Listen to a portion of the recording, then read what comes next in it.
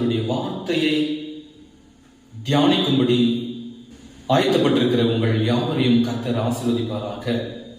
இந்த நாள்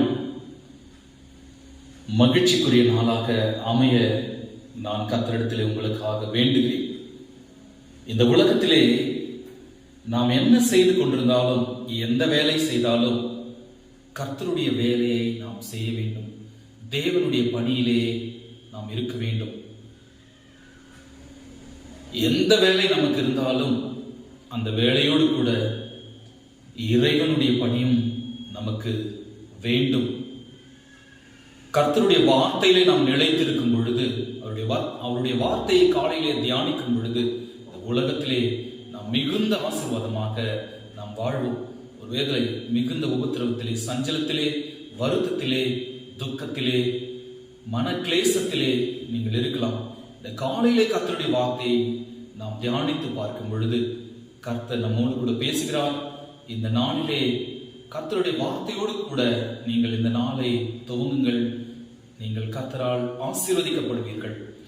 இன்றைக்கு தேவன் நமக்கு கொடுத்த தியான வசனங்கள் ஏசாயா தீர்க்கதரிசன புத்தகம் 54வது அதிகாரம் வசனங்கள் 15 17 வரை. Isaiah chapter 54 verses 15 to 17. இதோ உனக்கு விரோதமாய் கூட்டம் கூடினால் அது என்னாலே கூடுகிற கூட்டம் அல்ல. எவர்கள் உனக்கு விரோதமாய் கூடுகிறார்களோ அவர்கள் உன் பட்சத்தில் வருவார்கள். இதோ கரி நெருப்பை ஊதி தன் கிரியைக்கான ஆயுதத்தை உண்டு பண்ணுகிற கொல்லனையும் நான் சிருஷ்டித்தேன். கெடுத்து விக்கிரகமாக்குகிறவனையும் நான் சிருஷ்டித்தேன். உனக்கு விரோதமாய் உருவாக்கப்படும் எந்த ஆயுதமும் வாய்க்காதே போ. உனக்கு விரோதமாய் நியாயத்தில் எழும்பும் எந்த நாவையும் நீ குற்றப்படுத்துவாய். இது கர்த்தருடைய ஊழியக்காரரின் சுதந்திரமும் என்னால் உண்டான அவர்களுடைய நீதியுமாயிருக்கிறது என்று கர்த்தர் சொல்லுகிறார். அருமையான வார்த்தையை தியானித்து பார்க்கும் பொழுது, இந்த பூமியிலே நற்கிரைகளை செய்து நல்ல தேவனை தொழுது கொண்டு நல் வழியிலே நல் மேய்ப்பருடைய பாதையிலே நடக்கின்ற உங்களுக்கு பலவிதமான போராட்டங்கள் விரோதமாக பலர் எழும்பலாம். உங்களுக்கு விரோதமாக கூட்டம் கூடலாம். ஏன்னா அன்றைக்கு தேவனுக்கு விரோதமாக கூட்டம் கூடினார்கள். பழைய ஏற்பாட்டிலே வாழ்ந்த தேவ மனிதர்களுக்கு விரோதமாக கூட்டம் கூடினார்கள். யோபுக்கும் விரோதமாக கூட்டம் கூடினார்கள். அன்றைக்கு எத்தனையோ யோபு தன்னுடைய சரீரத்திலே வியாதி வந்த பொழுது எல்லாரும் ஏளனம் செய்து சொந்த அவன் கட்டின மனைவியும் கூட தேவனை தூஷித்து ஜீவனை விடு என்று சாத்தான் அவளை ஏவி விட்டு சொல்ல வைத்தான். ஆனாலும் தன் உத்தமத்திலே உறுதியாய் வாழ்ந்த யோபு என்னும் பக்தனை குறித்து நாம் கேள்விப்படுகிறோம். நாம் வேதத்தில் வாசிக்கிறோம். தாவீது என்னும் பக்தனை குறித்து கூடவே இருந்த அகித்தோப்பேல் தன் வாழ்க்கையிலே செய்ததை நீங்கள் நினைவு கூர்ந்து பார்க்கலாம். யோசேப்பு கூட இருந்த சகோதரர்களே யோசேப்புக்கு எதிராக விரோதமாய் கூட்டம் கூடி அவனை விற்று போட்டார்கள். கர்த்தரோ அவனை எகிப்து தேசம் முழுவதற்கும் அதிகாரியாக உயர்த்தினார். ஒரு கவர்னர் ஸ்தானத்திலே, ஒரு பிரைம் மினிஸ்டர் ஸ்தானத்திலே அவன் உயர்த்தப்பட்டான் என்று நாம் வேதத்திலே நாம் வாசிக்கிறோம். இந்த உலகத்துல தேவனுடைய பிள்ளைகளாக நீங்கள் வாழும் பொழுது உங்களுக்கு விரோதமாக அநேக கூட்டம் கூடலாம். அப்படி கூட்டம் கூடுகின்ற வேளையிலே இதை நீங்கள் சிந்திக்க வேண்டும். அதாவது உலகத்திலே அநேக உபத்திரவங்கள் உண்டு. நான் உலகத்தை ஜெயித்தேன் என்று கர்த்தராகிய ஆண்டவர் சொல்கிறார். கர்த்தராகிய ஆண்டவருடைய பிள்ளைகளுக்கு விரோதமாக கூட்டம் கூடுவது இது புதிதல்ல. ஆண்டவரே தீர்க்கதரிசனமாய் நமக்கு சொல்லி வைத்திருக்கிறார். இயேசு கிறிஸ்துவுக்கு விரோதமாய் கூட்டம் கூடினார்கள், அவரை கொலை செய்தார்கள். ஆனால் தேவனோ அவரை மரித்தோரிலிருந்து எழுப்பி இன்றைக்கும் ஜீவனோடு இருக்கிறவராக இந்த உலக சரித்திர நாயகனாக அவரை வைத்திருக்கிறார். உலகமே அவருடைய சரித்திரத்தில் தான் இயங்கிக் கொண்டிருக்கிறது. அவருடைய சுவாசத்தில் தான் எல்லாமே ஜீவனை நாம் பெற்றுக்கொண்டோம். இந்த உலகத்தில் வாழ்கின்ற எல்லாம் அவராலே ஜீவனை பெற்றுக்கொண்டோம் என்பதை நாம் மறந்து போகக்கூடாது. இங்கே இந்த வாசிக்க கேட்ட வசனத்திலே அதாவது ஏதோ உனக்கு விரோதமாய் கூட்டம் கூடினால் அது என்னாலே கூடுகிற கூட்டம் அல்ல என்று கர்த்தர் சொல்கிறார். அதாவது கூட்டம் கூடுகிறவர்கள் அது கர்த்தரால் கூடுகிறார்கள் என்று நாம் நினைத்துக் கொள்ளக்கூடாது என்று கர்த்தரே இங்கே சொல்லியிருக்கிறார். என்னாலே கூடுகிற கூட்டம் அல்ல என்று கர்த்தர் இந்த காலவெளியிலே நம்மோடு கூட பேசிக் கொண்டிருக்கிறார். அது என்னாலே கூடுகிற கூட்டம் அல்ல, எவர்கள் உனக்கு விரோதமாய் கூடுகிறார்களோ அவர்கள் உன் பட்சத்தில் வருவார்கள் என்று ஆண்டவர் இந்த காலவெளியிலே சொல்லியிருக்கிறார். ஒருவேளை கூட பிறந்த சகோதரனாக இருக்கலாம், சகோதரியாக இருக்கலாம், கூடவே இருக்கின்ற உறவுகளிலே சொந்த பந்தங்களாக இருக்கலாம். யாரெல்லாம் உனக்கு விரோதமாய் கூட்டம் கூடுகிறார்களோ அவர்கள் எல்லாரும் உன் பட்சத்தில் வருவார்கள் என்று நிச்சயமாக இந்த காலை நேரத்திலே நீங்கள் விளங்கிக் கொள்ள வேண்டும். ஏனென்றால் இந்த வார்த்தை என்னுடையதல்ல, இது அண்ட சராசரங்களை உருவாக்கின தேவனுடைய வாயிலிருந்து புறப்பட்ட வார்த்தை. அவர் பரிசுத்த ஆவியானவரால் கொண்டு ஏசாயா தீர்க்கதரிசியை கொண்டு எழுதின வார்த்தை. இந்த உலகம் உள்ள வரையிலும் இந்த வார்த்தைகள் இருக்கும். இப்படி நமக்கு விரோதமாக கூட்டம் கூடுகிறார்கள் என்று நீங்கள் பயப்பட வேண்டாம். அவர்கள் உன் பட்சத்தில் ஒரு நாளில் வந்து நிற்பார்கள் என்று மிக தெளிவாக வேதம் நம்மோடு கூட சொல்லுகிறது. இதோ கரிநெருப்பை ஊதி தன் கிரியைக்கான ஆயுதத்தை உண்டு பண்ணுகிற கொல்லனையும் நான் சிருஷ்டித்தேன், கெடுத்து நிக்கிரகமாக்குகிறவனையும் நான் சிருஷ்டித்தேன். கரிநெருப்பை உண்டு பண்ணி ஆயுதத்தை ஒரு கொல்லன் உண்டு பண்ணுகிறான், ஒரு ஸ்மித். அதை உண்டு பண்ணி தட்டி தட்டி தட்டி அதை அழகான ஆயுதமா மாத்தணும்னா நான் தான் உண்டாக்குனேன், அதை கெடுத்து போடுறோன்னே நான் தான் உண்டாக்குனேன் அப்படின்னு சொல்லி கர்த்தர் இந்த காலை நேரத்தில் நம்மோடு கூட பேசிக்கொண்டிருக்கிறார்.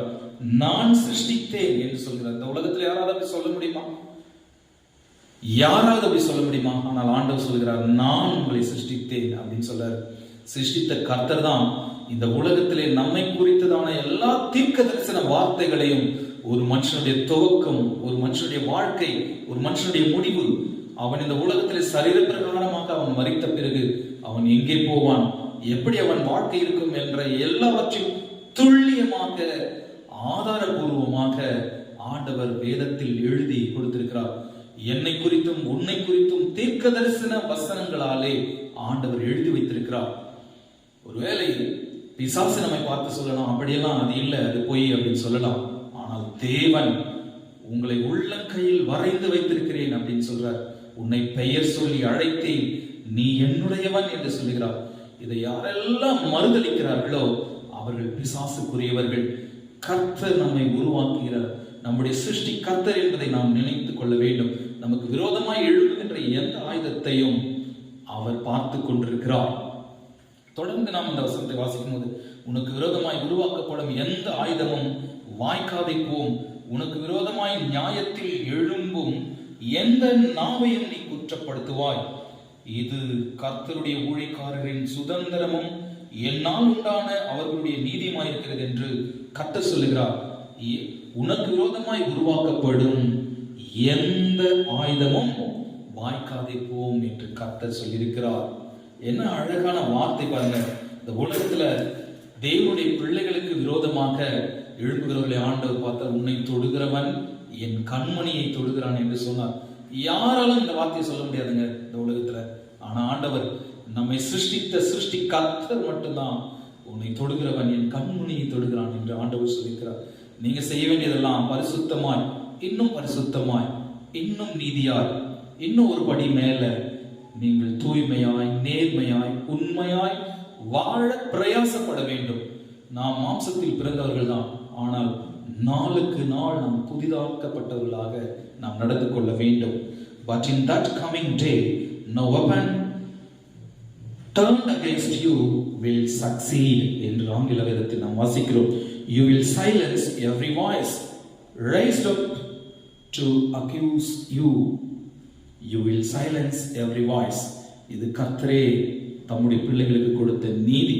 இது கடைசி காலம் இருக்கிறபடியாலே நல்லவர்களை பகைப்பார்கள். பகைக்கின்ற காலம் வரும். நல்ல தேவனை பிரசங்கிக்கிறவர்களை அல்லது நல்ல வழியிலே நடந்து கொண்டிருக்கிறவர்களை பகைக்கின்ற காலத்திலே, கொடிய காலத்திலே நாம் இருக்கின்றோம். இந்த உலகத்திலே துன்மார்க்கரை புகழ்வார்கள், நீதிமான்களையோ இகழ்வார்கள். இந்த கடைசி காலத்திலே பலவிதமான சோதனைகள், போராட்டங்கள் நமக்கு இந்த உலகத்திலே உண்டு. These benefits are enjoyed by the servants of the Lord. Their vindication will come from me. I the Lord have spoken. அப்படின்னு ஆங்கில வேதத்தில் மிக அழகாக இந்த வார்த்தை எழுதப்பட்டுள்ளது. 2 தெசலோனிக்கேயரின் புத்தகம் 2ஆம் அதிகாரம் 7வது வசனத்தை நாம் வாசிப்போமானால், அக்கிரமத்தின் ரகசியம் இப்பொழுதே கிரியை செய்கிறது, ஆனாலும் தடை செய்கிறவன் நடுவில் இருந்து நீக்கப்படும் முன்னே அது வெளிப்படாது. அக்கிரமத்தின் ரகசியம் இப்பொழுதே கிரியை செய்கிறது என்று ஆண்டவர் சொல்கிறார். ஆனாலும் தடை செய்கிறவன் நடுவில் இருந்து நீக்கப்படும் முன்னே அது வெளிப்படாது என்று ஆண்டவர் சொல்லியிருக்கிறார். இப்பொழுதே அக்கிரமத்தின் ரகசியம் இப்பொழுதே கிரியை செய்து வருகிறது. அதனால எந்த ஆயுதங்கள் உன் பக்கத்தில் 1000 பேரும் வலது பக்கத்தில் 10000 பேரும் சூழ்ந்து கொண்டாலும் அது ஒன்றும் உன்னை அணுகாது அப்படின்னு சொல்லி நீங்கள் தைரியமாக இந்த வசனத்தை நினைவு கூர்ந்து, நான் இந்த உலகத்திலே கர்த்தர் நம் பட்சத்தில் இருக்கிறார், மனுஷன் எனக்கு என்ன செய்வான் என்ற அந்த நம்பிக்கையோடு, திட நம்பிக்கையோடு நம்முடைய வாழ்க்கை இந்த கால வேளையிலே நாம் துவங்கும் பொழுது கர்த்தர் நமக்கு உதவி செய்கிறார். உனக்கு விரோதமாய் உருவாக்கப்படும் எந்த ஆயுதமும் வாய்க்காதே போம் அப்படின்னு சொல்லி நான் சொல்லல, ஆண்டவரே தம்முடைய வேதத்தில் எழுதி கொடுத்திருக்கிறார். இந்த வார்த்தைகளை நாம் விசுவாசிப்போம். அதை விட்டுவிட்டு நாம் மற்றவர்களை புண்படுத்துகின்ற வார்த்தைகளாலே, மற்றவர்களை காயப்படுத்துகின்ற வார்த்தைகளாலே, ஒரு வார்த்தை என்பது ஒரு மிகுந்த பவர்ஃபுல் வெப்பனை விட அதிகமான கொடுமை வாய்ந்தது. ஒரு வார்த்தை ஒரு மனிதனை பேசும் பொழுது 10 முறை 100 முறை நம்ம பேசி, அதாவது பேசுவதற்கு முன்பாக யோசித்து பேச வேண்டும் என்று சொல்லுவாங்க.